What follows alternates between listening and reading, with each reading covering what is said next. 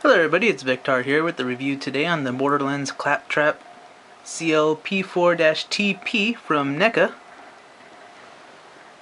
I just purchased this from Toys R Us. I believe it was $15.99?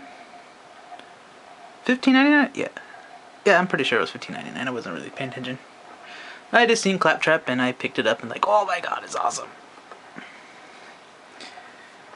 So if you can see through the glare, it's spinning around. That's a nice size figure. It's maybe like 4 inches tall. Maybe 5 with the tire extended.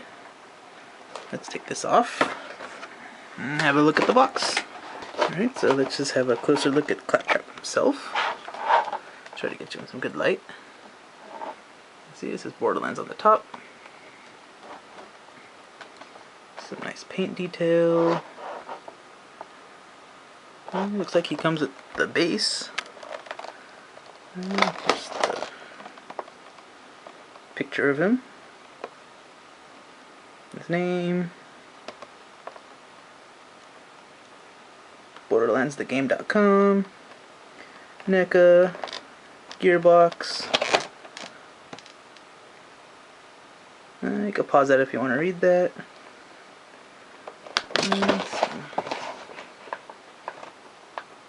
Good. Here's the story. You can pause that here too if you want to read that, because I'm not going to. Hello, traveler. Yep.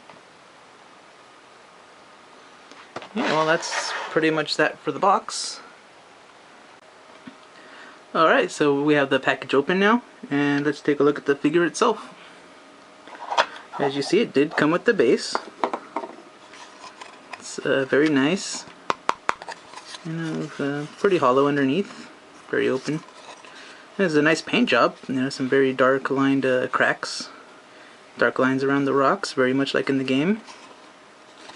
Some Claptrap tread marks here right on the dirt. Some nice detail on it, some good texturing. And the little stand that pegs into the back to hold them up, and that just goes right here into the back. As you can see, it's like a little more than a half circle, but it pretty much is a half circle, I guess. And that just pegs right in there. And of course, you can see a problem there. His legs, his tire does extend a bit, but it barely touches, and it goes right back in. It doesn't lock into place or anything, so it's always going to be like aiming downward at an angle, pretty much. And it could fall off very easily because it's not a very secure connection. Alright, put the base to the side. Let's take a look at the Claptrap itself. You can see it's the main Claptrap from the beginning of the first game and the second game. And he does have his eye. It is not detachable. He is fairly nicely detailed. You can see a nice little warning symbol right there. And like a little CD tray. Some nice painted detail on the top, a little weathering there. Oops. Some silvers, like dry brushed on. And an antenna that could go in and out. Just pull, it locks into place, so then just tap it in, goes back. And got some nice little flaps here that go up and down on either side. Same thing with the front. And some nice detail underneath the arms, in this little area right here. See a nice rotating arm. It's up and down, it bends like that. You can also rotate the arm right here. My other side right here it doesn't move. It's, I guess the paint kind of got in there and it sealed it, so I don't want to force it and break it. So he's stuck with that,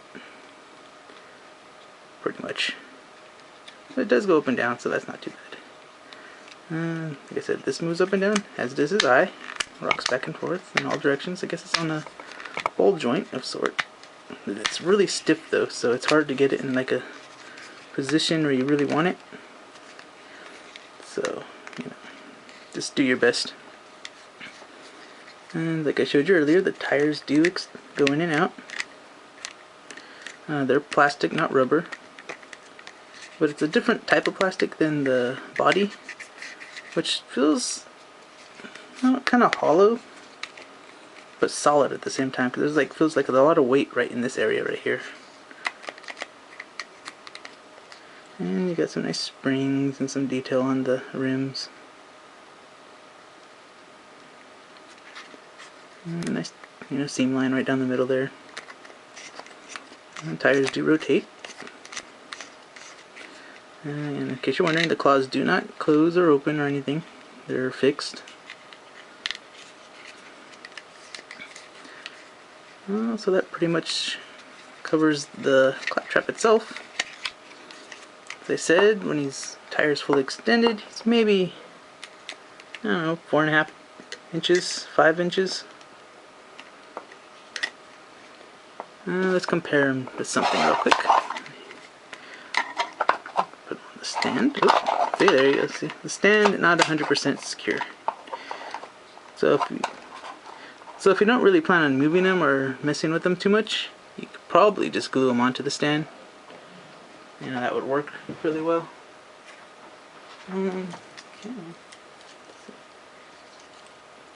Okay, well here's the standard high grade. There's the high grade Gundam. And you see there's the height comparison of the two. Of course the Claptrap is at a slight angle. But yeah, that's pretty much it.